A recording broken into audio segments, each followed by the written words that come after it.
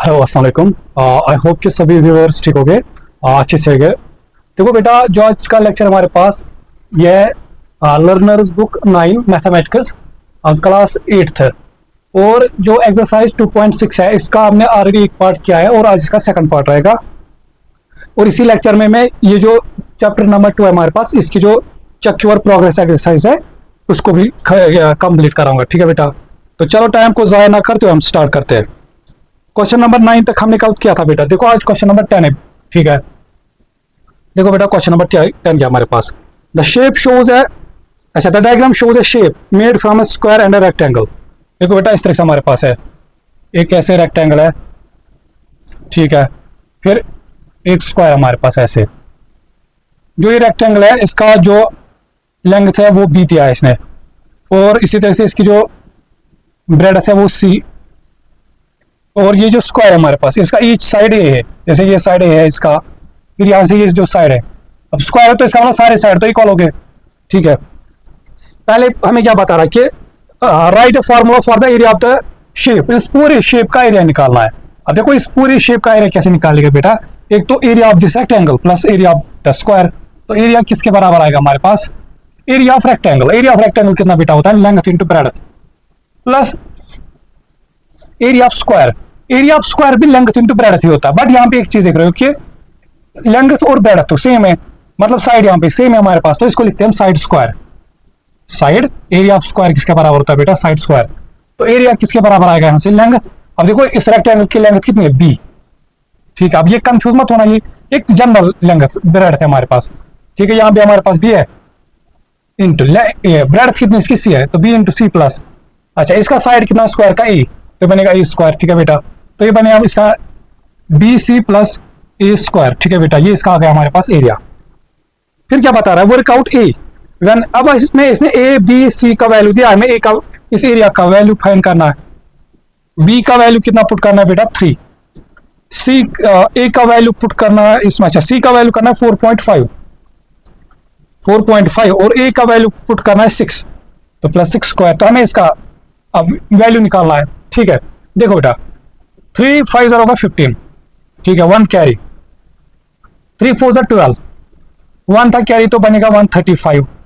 अब डेसिमल एक पॉइंट के बाद था तो यहाँ पे आएगा डेसिमल 13.5 प्लस 6 स्क्वायर होता है 36। ठीक है बेटा, तो ये बनेगा हमारे पास 0.5, 6 प्लस 3 होगा 9, 3 प्लस 1 होगा 4, तो 49.5 हमारे पास। ठीक है बेटा, फिर क्या हमें बता रहा है कि show that you can rearrange your formula to A. अब कुल मिला के ये था इसका ए पार्ट, ये था बी पार्ट। अब देखो सी पार्ट में, सी पार्ट में हमें क्या बताना बेटा, हमें इस ए को अब सब्जेक्ट बनाना है, इस ए को सब्जेक्ट बनाना है। इसको देखो, इसको कैपिटल ए लिखो, ये जो हमारे पास एरिया इसको कैपिटल ए। अब इसको इस सोमाली को हमें सब्जेक्ट बनाना, तो देखो हमें ऐसे पता है ए इज इक्वल टू हमें बी सी प्लस ए सी स्क्वायर। ठीक है, ए स्क्वायर, हमें इस ए का वैल्यू निकालना है।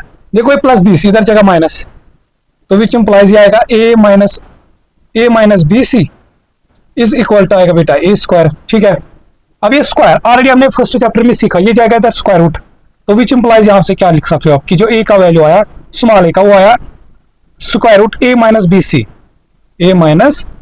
सी हमारे पास। ठीक है, फिर क्या बता रहा है मैं, वर्कआउट ए। अब इस ए का, इस स्मॉल ए का वैल्यू निकालना है, कैपिटल ए और इस बी सी का वैल्यू दिया मेरे पास डी पार्ट, तो इस ए का वैल्यू कितना आएगा हमारे पास, ये स्क्वायर रूट। देखो कैपिटल ए का वैल्यू इसने 80 दिया है, ठीक है बेटा, फिर माइनस बी का वैल्यू इसने दिया है 8 इंटू सी का वैल्यू दिया है 2, तो बनेगा स्क्वायर रूट 80 माइनस 16। अब 80 माइनस 16 होता है 64, तो बनेगा स्क्वायर रूट 64। फिर हमें पता है 64 बनता है 8 का स्क्वायर, तो बन जाएगा हमारे पास बेटा इस तरह से, फिर ये स्क्वायर से स्क्वायर रूट कैंसल, आंसर आएगा 8। ये सारी चीजें हमने पहले चैप्टर में बड़े अच्छे से डिस्कस किए हैं, इसलिए मैं बोलता हूं कि चीजों को पूरा देखा करो और chapter to chapter exercise to exercise देखा करो। अब आ जाओ क्वेश्चन नंबर 11 पे बेटा। क्वेश्चन नंबर 11 में क्या बता रहा हमारे पास कि find the area, the formula for the area of circle इसने दिया है। देखो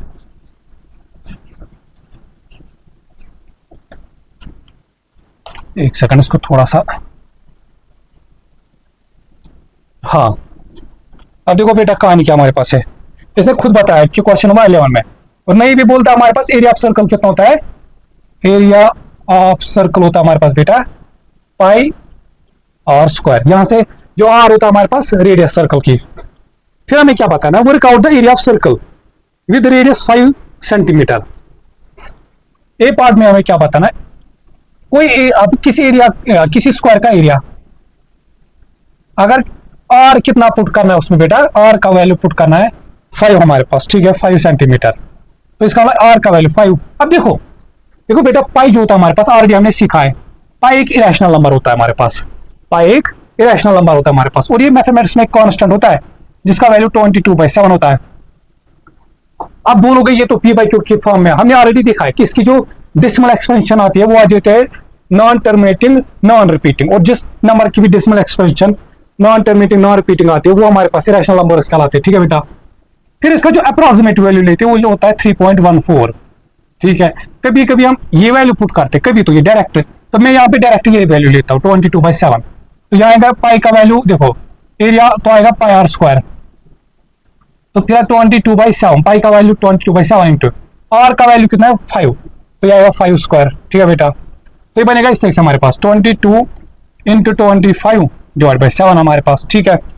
और इसका आंसर हमें निकालना है, right to answer correct to 3 significant figures. देखो बेटा पहले हम इन दोनों को मल्टीपल करेंगे, देखो शॉर्ट में कैसे मल्टीपल करेंगे। 22 को लिखोगे आप 10 + 10 + 2, 10 + 10 + 2, फिर आएगा 25 इंटू 10 आएगा 250। फिर देखो इस तरह से बेटा इसको लिख सकते हैं हम 10 + 10 + 2। वैसे भी आपको इसमें पता है कि इसको calculator use the pi button on your calculator, तो इसमें कैलकुलेटर भी यूज कर सकते हो आप, मतलब। और आप लोग को वैसे भी कैलकुलेटर अलाउड होता है, बट मैं चाहता हूं कि मैं आपको सिखाऊं कि कैसे आप कैलकुलेशन कम से कम, अगर एग्जैक्ट आंसर नहीं निकालो तो कम से कम अप्रोक्सीमेट आंसर फाइंड करो अगर कैलकुलेशन थोड़ा सा टफ आए। देखो सीधे सीधे मल्टीप्लाई बाय 25, ठीक है। देखो 25 इंटू 10 आएगा 250, फिर 25 इंटू 10 आएगा 250, 2 इंटू 25 आएगा 50, तो ये बन जाता है हमारे पास 550, ठीक है बेटा।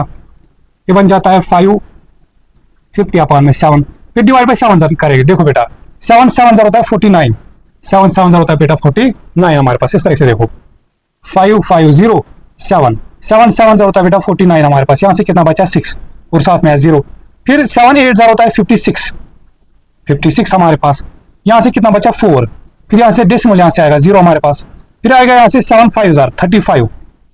हमें 3 सिग्निफिकेंट फिगर का आंसर निकालना था, तो ये आएगा 78.5, क्या बोलते हैं इसको हम, ये क्या फाइंड कर रहे थे हम, एरिया। तो ये आएगा सेंटीमीटर स्क्वायर, एरिया आएगा सेंटीमीटर स्क्वायर में हमारे पास, ठीक है बेटा शाबाश। फिर क्या बता रहा है हमारे पास, make r the subject of the formula. अब इस फार्मूला का हमें आर सब्जेक्ट बनाना है। देखो बी पार्ट, अब हमें पता है एरिया कितना होता है बेटा सर्कल का, पाई आर स्क्वायर। अब यहां से पाई मल्टीप्लाइज आर स्क्वायर के साथ, तो ये जाएगा था डिवाइड, तो विच इंप्लाइज यहां से लिख सकते हैं हम कि आर स्क्वायर आएगा ए डिवाइड बाई पाई। अब जो ये स्क्वायर इधर क्या जाएगा स्क्वायर रूट, तो विच इंप्लाइज आर का वैल्यू आ जाएगा बेटा इस तरह से square root a divide by pi, a divide by pi हमारे पास, ठीक है।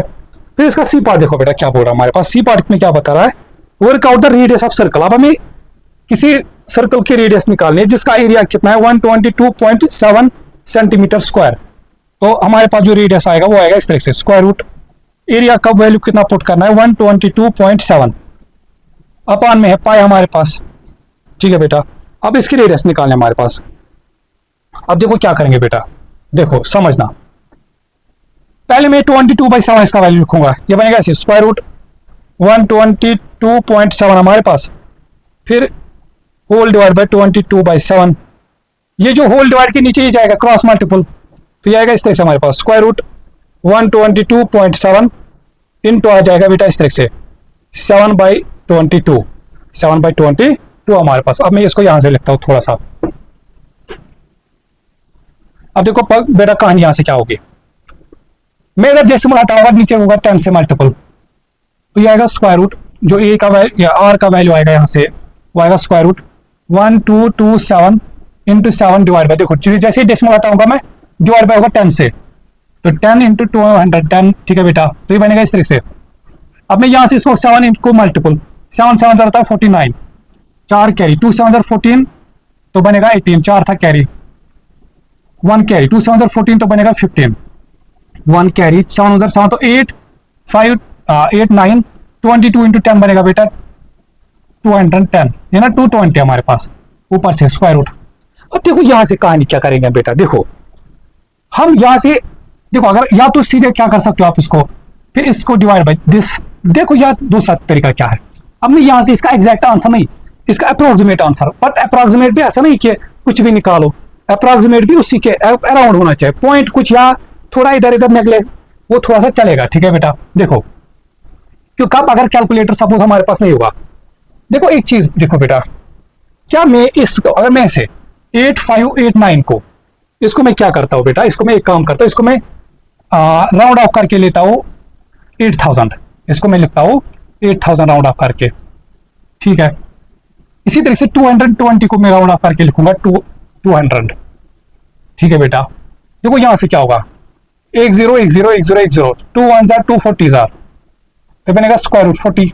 अब मुझे एक बात बताओ, स्क्वायर रूट 40 किन दो परफेक्ट स्क्वायर्स के बिटवीन आता है, स्क्वायर रूट 36 और स्क्वायर रूट, देखो स्क्वायर रूट 40 आता है हमारे पास ग्रेटर देन स्क्वायर रूट 36 और लेस देन स्क्वायर रूट 49 हमारे पास। तो इसका मतलब जो स्क्वायर रूट, देखो बेटा जो हमारे पास ये स्क्वायर रूट 40 है, इसका वैल्यू हमारे पास 6 से ग्रेटर होगा और लेस देन होगा 7 के, तो इसका मतलब इसका 6 पॉइंट कुछ आंसर होगा, इसका 6 पॉइंट कुछ आंसर होगा। अब देखो 36 से 49 40 अप्रोक्सीमेट इन दो नंबर्स के हाफ से थोड़ा कम है, हाफ से थोड़ा कम है हमारे पास, तो इसका अप्रोक्सीमेट अगर मैं आंसर ले लूं यहां से, यह आएगा 6.43, ऐसा कुछ आंसर मैं इसका ले सकता, मुझे नहीं पता बेटा ये इसका एग्जैक्ट है क्या है, बट इतना मैं बोल सकता हूं कि ये इसका अप्रोक्सीमेट आंसर है, ये इसका अप्रोक्सीमेट आंसर है, ठीक है बेटा।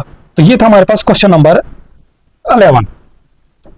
तो जब भी इस टाइप के क्वेश्चन आए तो इसको, बट हाँ देखो यहाँ पे राउंड ऑफ करके सोच समझ के करना है, जैसे मैंने क्या किया, मैंने यहाँ पे इसको नीचे में राउंड ऑफ इसको नीचे किया, इस नंबर को भी मैंने नीचे किया, ये से भी राउंड ऑफ करके नीचे गया, इस तरह से थोड़ा सोच समझ के करना, ठीक है बेटा। तो आंसर एग्जैक्ट देखो बट अप्रोक्सीमेट मिलेगा जरूर आप लोग को,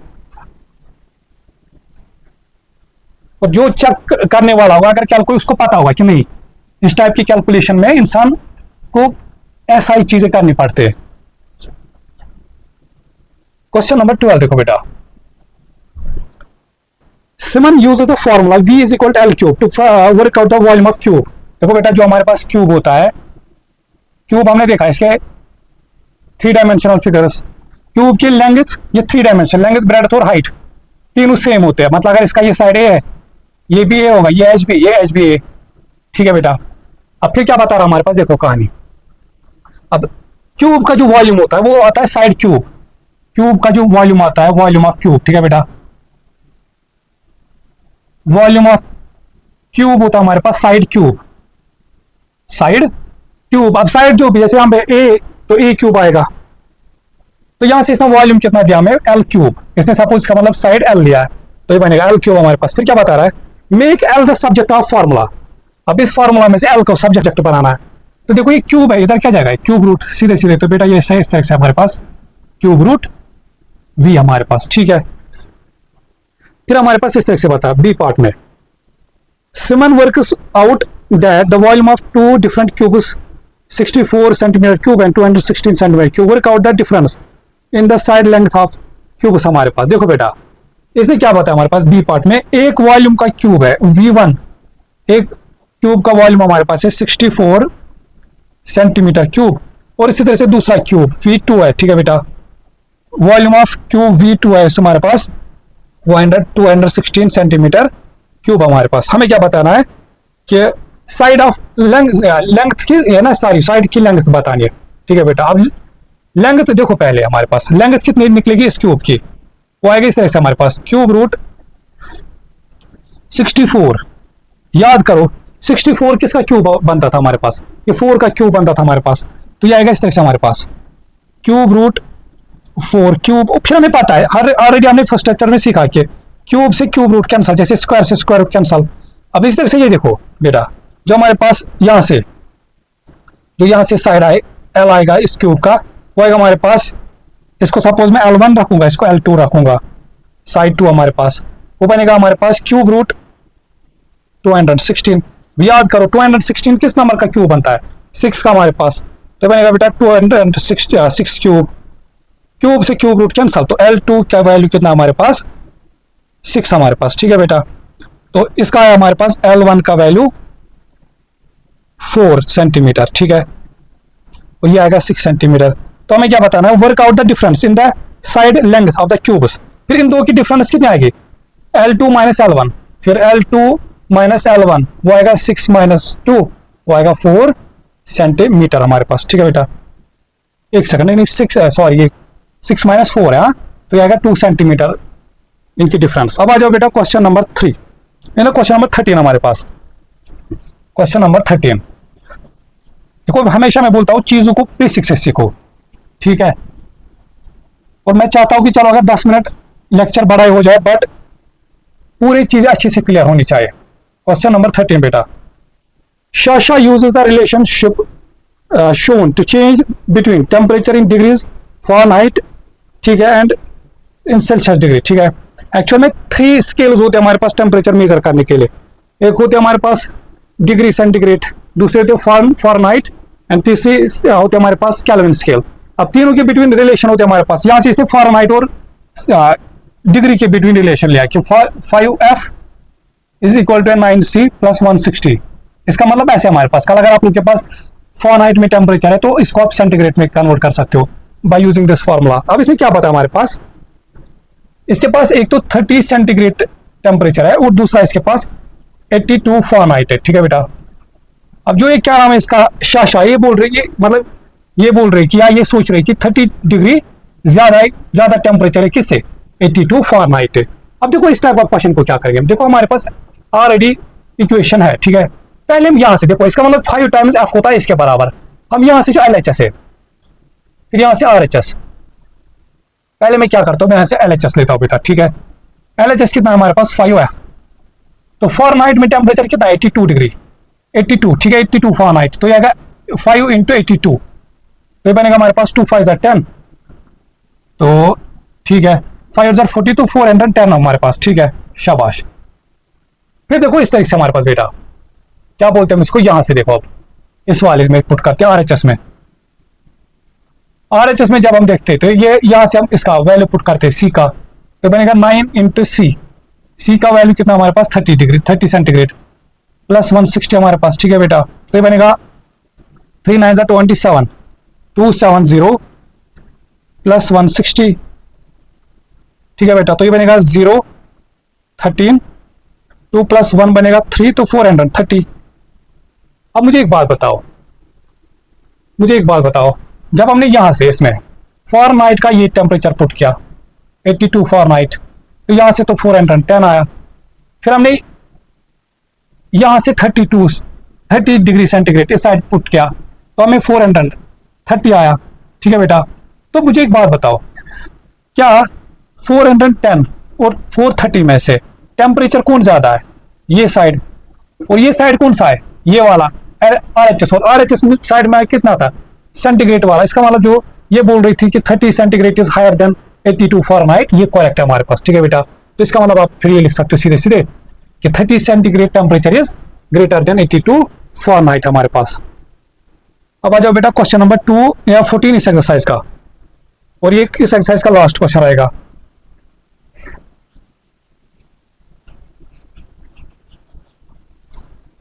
A doctor uses the formula in the box to calculate a patient's body mass index।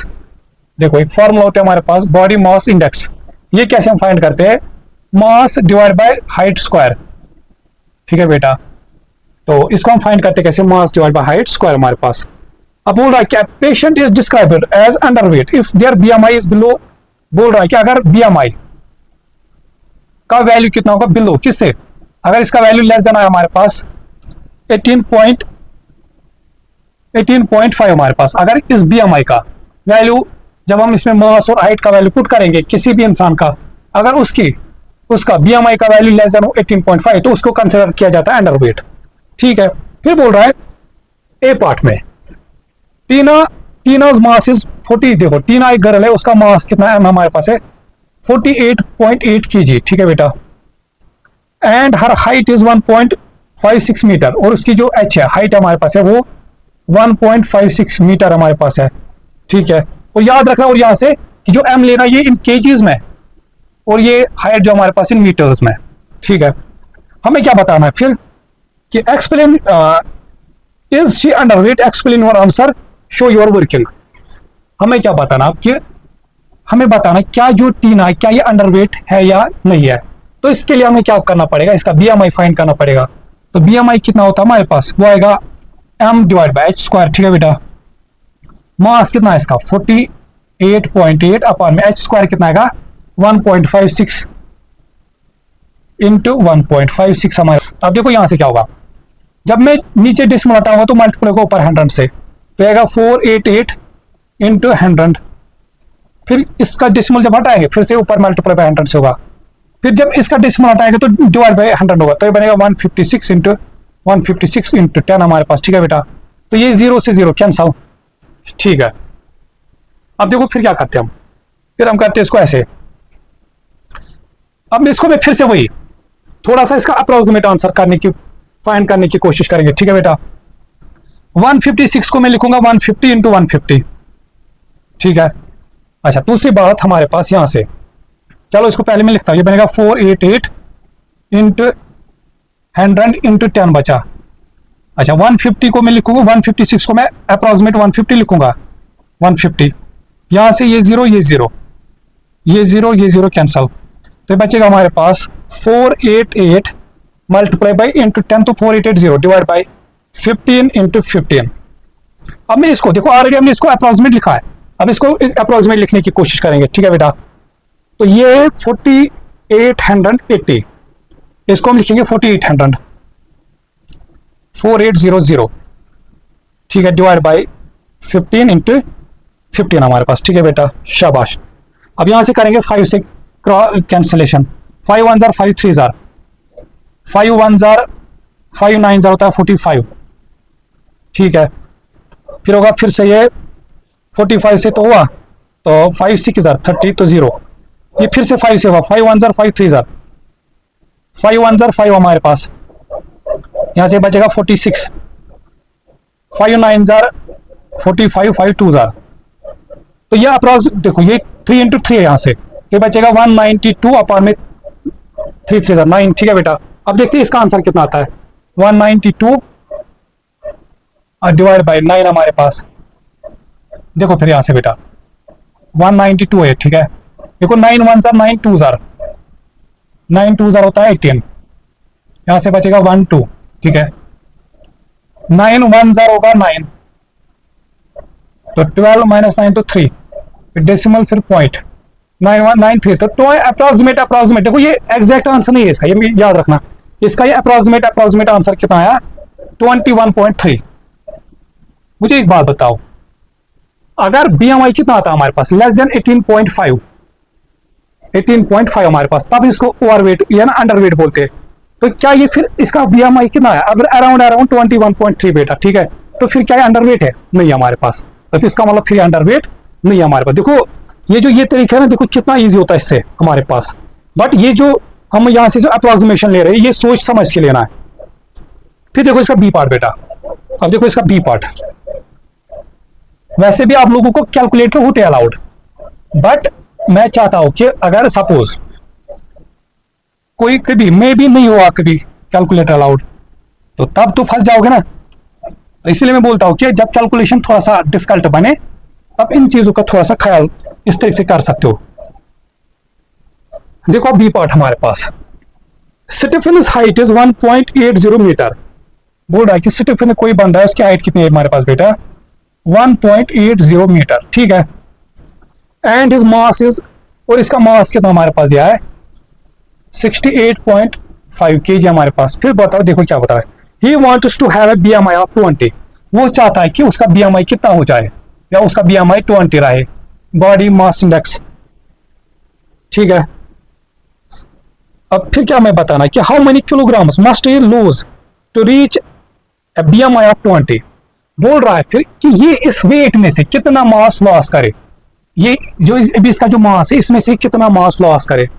अब मुझे एक बात बताओ बेटा, इसका मतलब हमें अगर इसको 20 तक BMI पहुंचना है, इसका मतलब खुद हमें हिंट दे रहा है कि इसमें से हमें कुछ मास सब्ट्रैक्ट करना पड़ेगा। हमें नहीं पता कि कौन सा मास। अब तो देखो हम तो एक्सप्रेशन ही पढ़ रहे, तो हम कोई वेरिएबल मास लेते, तो हम बोलते कि वो मास जो हमारे पास इसका, देखो अब कहानी क्या बेटा, इसका देखो BMI होता है हमारे पास m/h²।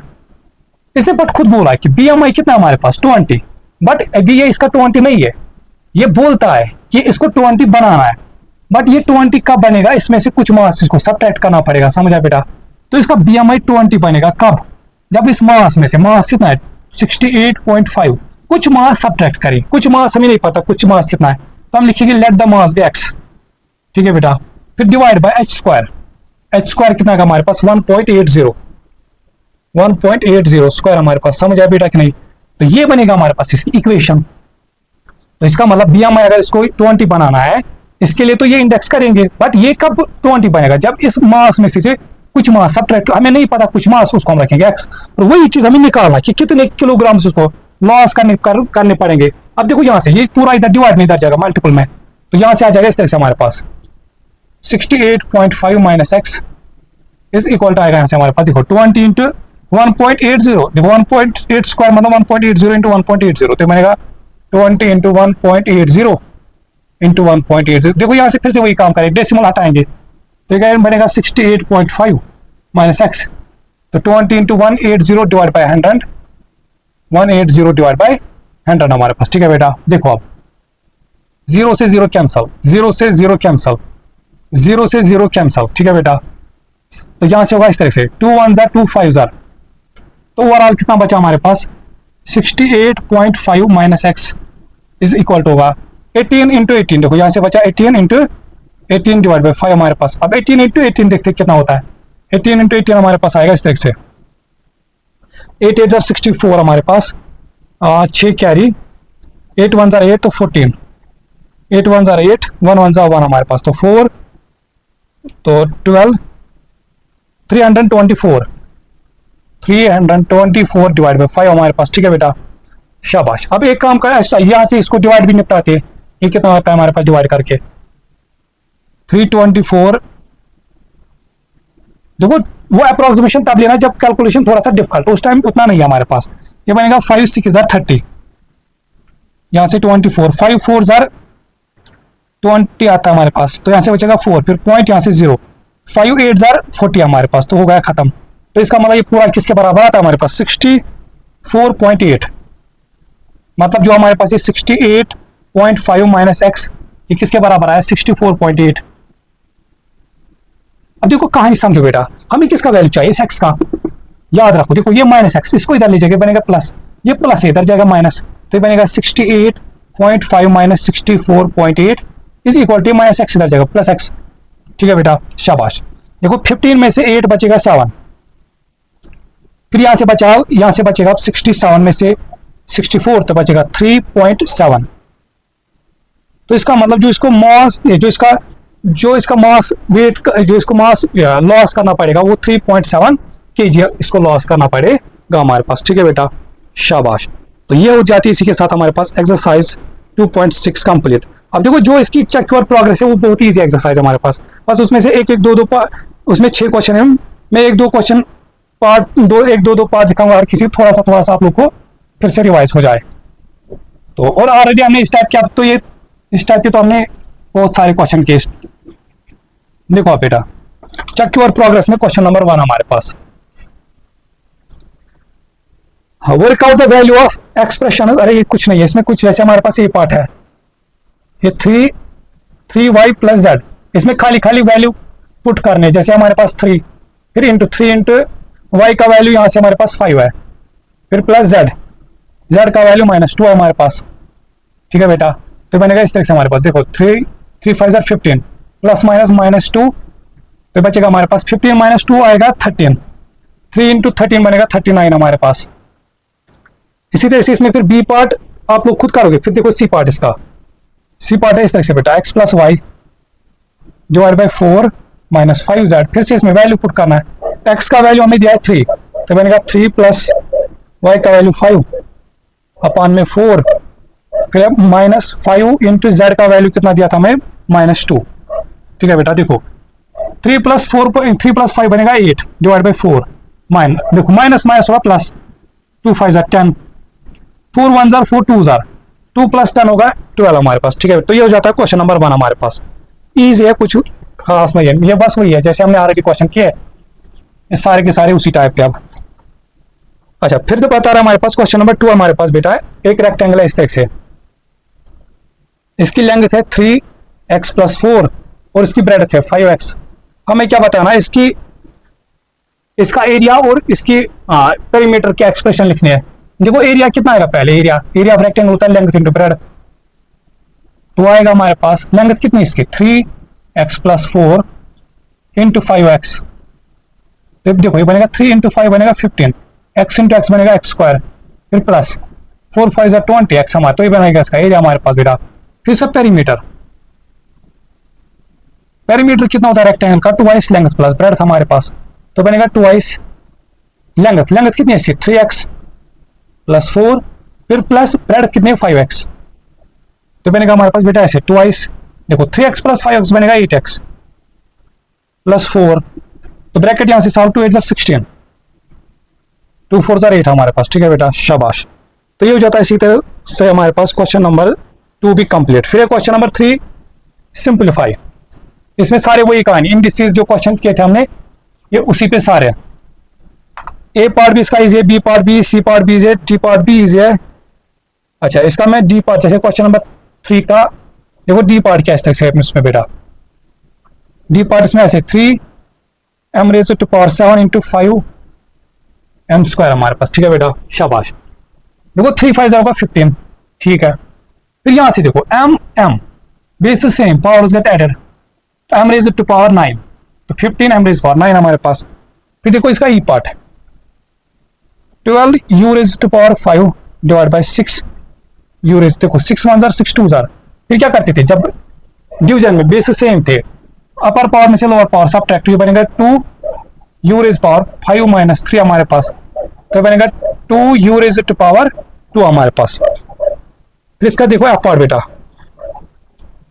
4p² - p²।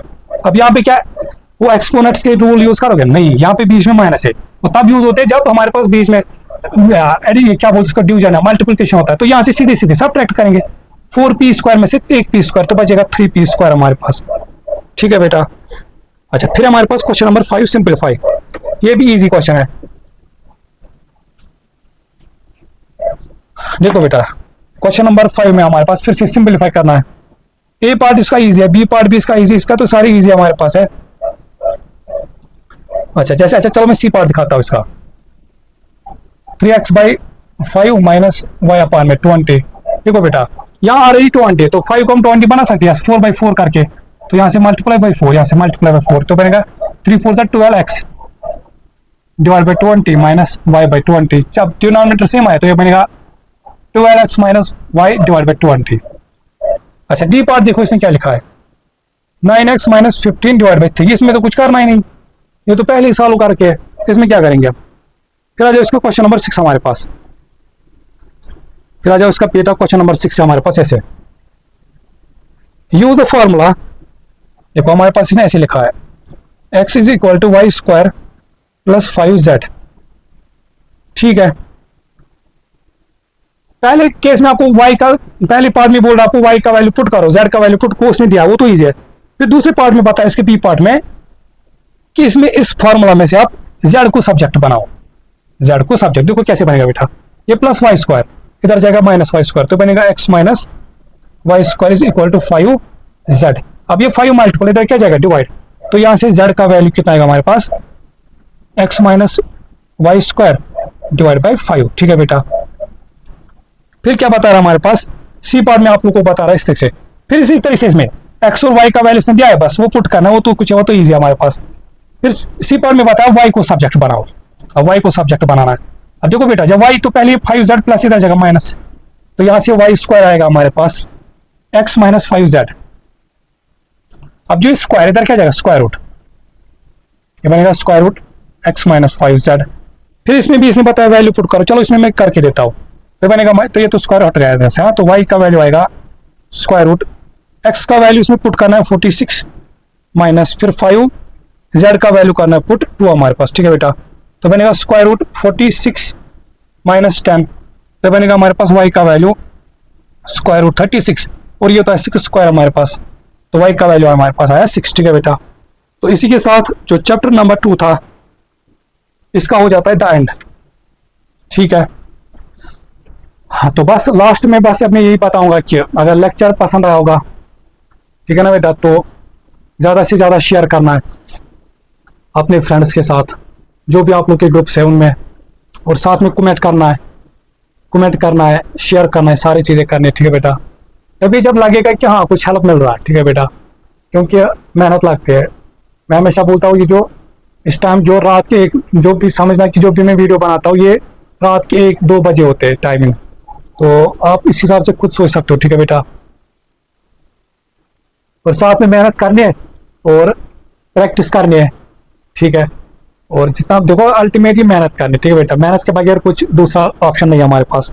और आप लोगों की जो एज है भी वो मतलब वो ऐसी एज है जितना आप लोग अभी मेहनत करोगे उतना आपको इन फ्यूचर फायदा मिलेगा, हेल्प मिलेगा, ठीक है। और आप कुछ समझ सकते हो, देखो आप लोगों के पास फैमिली वाले आप लोगों को सब कुछ प्रोवाइड करते हैं, सपोर्ट, चाहे वो इमोशनली हो या इकोनॉमिकली हो, पैसा वैसा सब कुछ देते हैं आपको, इतना आप लोगों पे खर्च करते।